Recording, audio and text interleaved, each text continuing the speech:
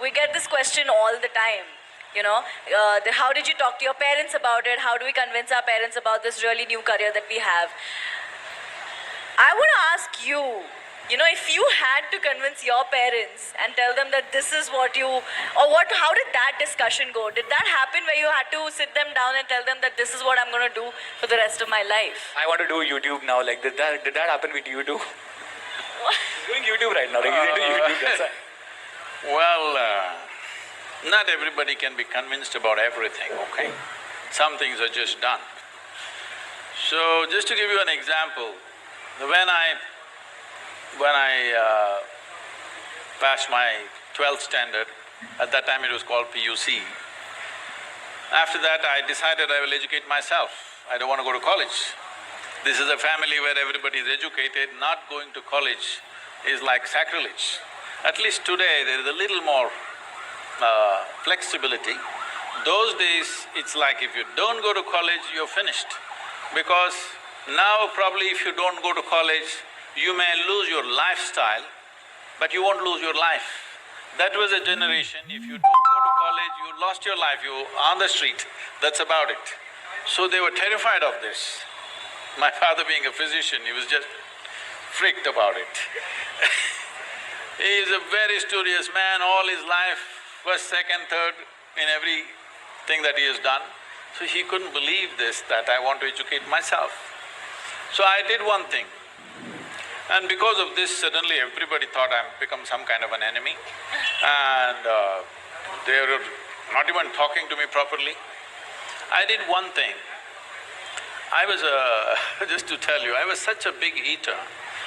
I would eat 10 times, more, at least 10 times of what I eat today.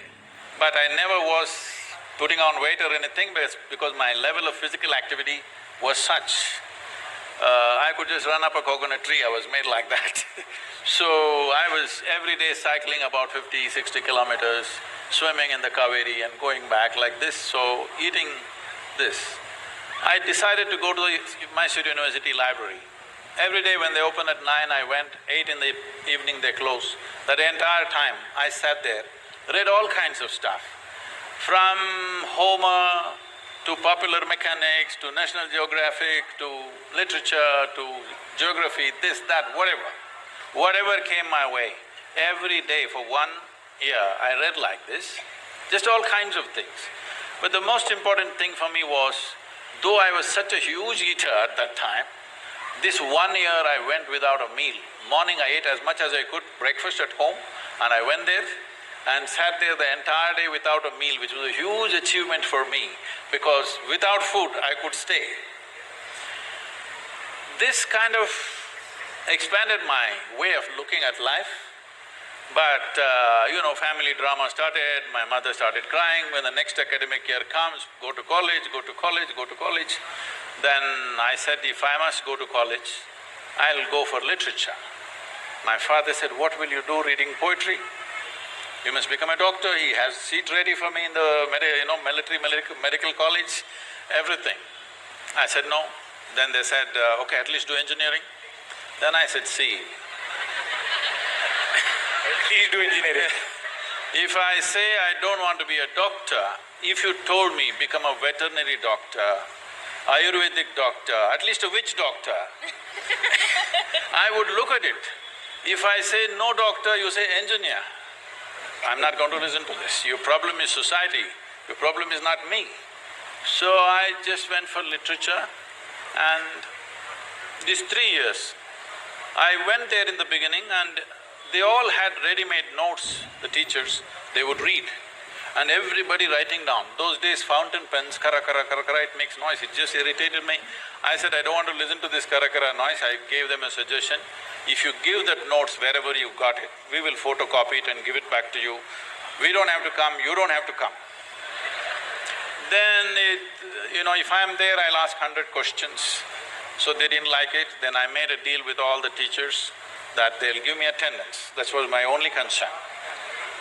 So once a month I went to college just to check if they're keeping their part of the deal.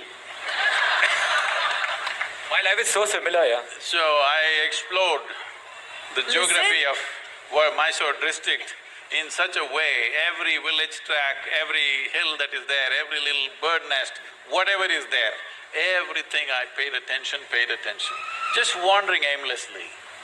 But today, like when I went for the Rally for Rivers board where all the top experts are there, some questions came up when I just telling them casually, they said, Sadhguru, how do you know all this? I said, what was aimless wandering? Where I paid absolute attention to everything, from a worm to an insect to anything and everything I paid attention. Now it's become formidable knowledge. I never intended to learn anything, I just paid attention because it was life. And this is all it takes. We have come here to live. There is no other damn purpose. Those of them who want to go to heaven can go today. Why are they postponing? If it's such a great place, I don't see why you should postpone it, isn't it so? This is very important for the youth. If anybody says there is a better place than this earth, it is a crime. It's because of that we have destroyed so many things here.